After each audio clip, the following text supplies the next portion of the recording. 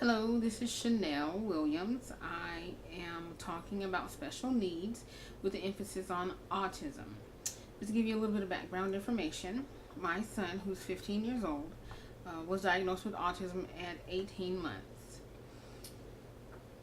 He is on the higher end of the autism spectrum disorder, but definitely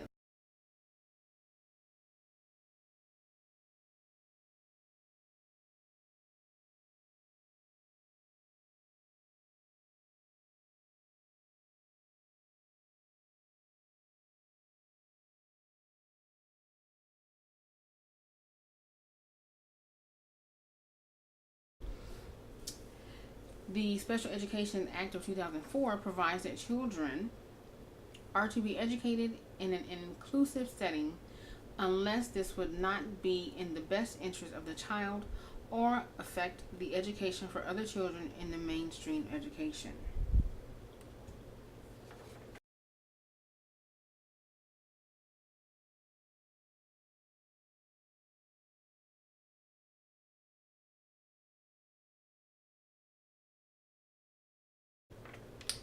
What is autism?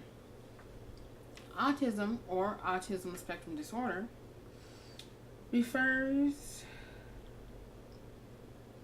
to a range of conditions characterized by challenges with social skills, repetitive behavior, speech, and nonverbal communication, as well as unique strengths and differences. We now know there is not one autism, but many types and different combinations of generic and environmental influences.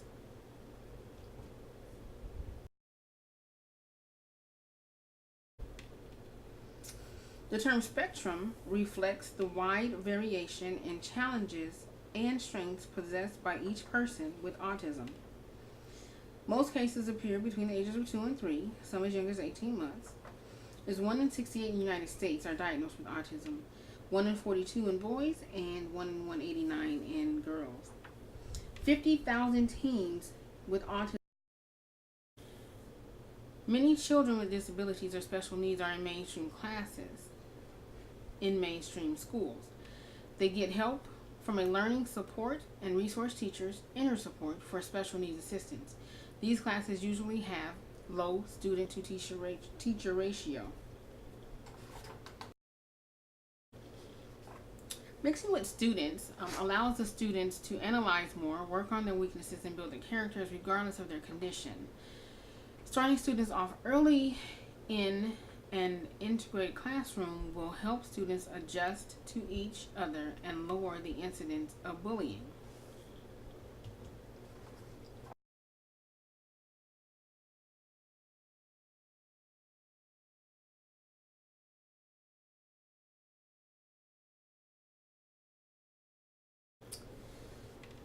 The support for special needs students is the inclusive classroom, which has a regular education teacher and a special education teacher, and they co-teach to address the individual needs of their students. Special education classroom, students will have a wide range of capabilities and disabilities.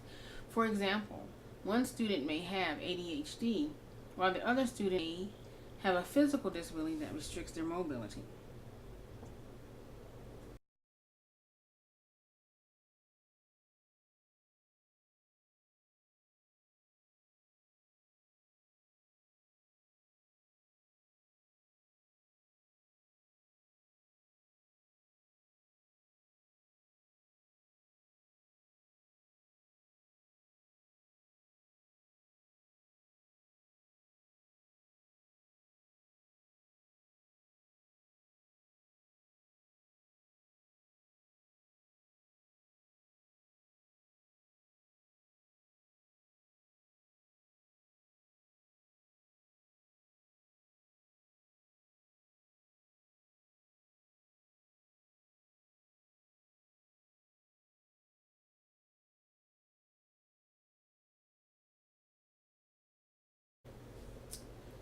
Some classroom modifications for students with autism.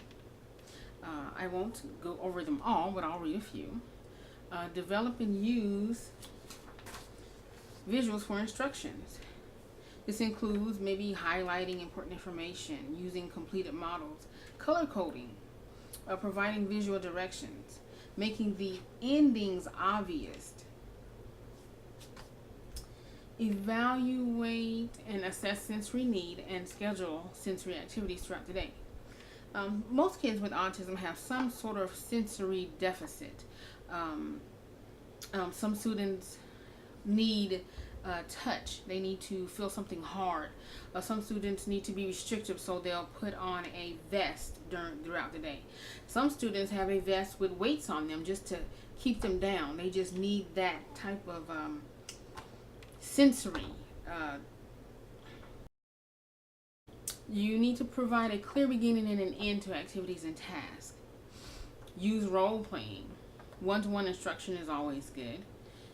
Um, ensure consistency between classroom staff members, school, and home. My son, for instance, is very goal oriented, and things need to be set. If we stray from some part of homework or we stray from some part of going home, he'll react to it. Not in a bad way, but he'll definitely question, Mom, why are we doing this way? Mom, we're supposed to go this way. They have very structured activities. Let's see. We need to provide activities to teach and support social and emotional skills.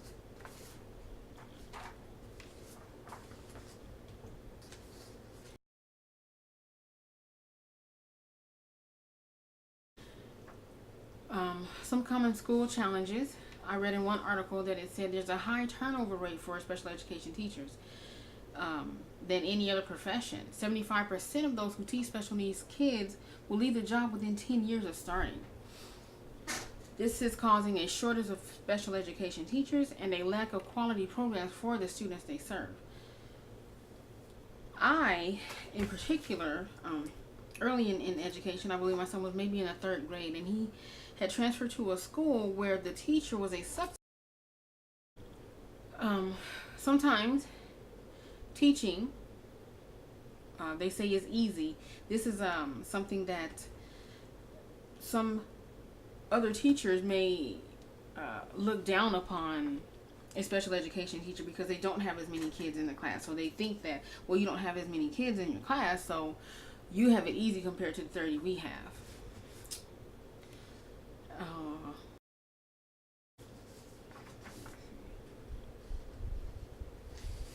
Here are some more challenges that teachers. A little bit of facts. More than 6 million students with disabilities are enrolled in public schools. The number of disabled students is on the rise.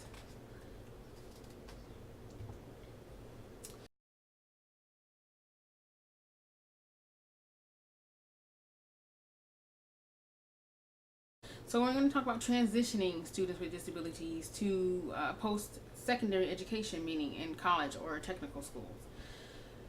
The Office of Civil Rights, OCR, created an informational pamphlet that explains the rights and responsibilities of students with disabilities.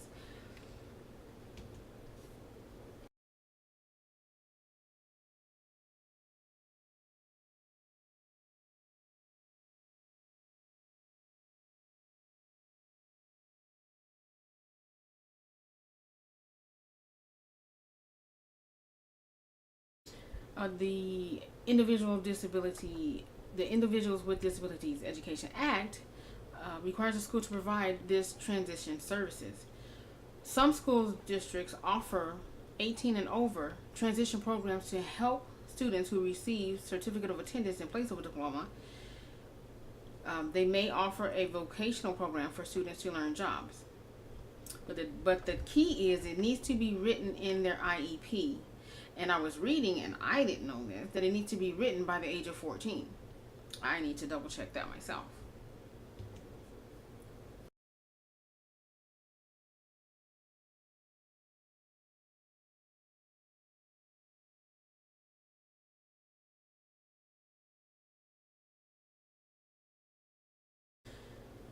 The three types of post-secondary education is a mixed hybrid model.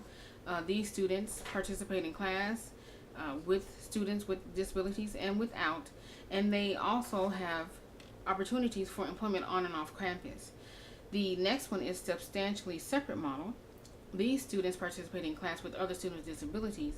They participate in a generic social activity and may be offered employment on or off campus. The last is an inclusive individual support model.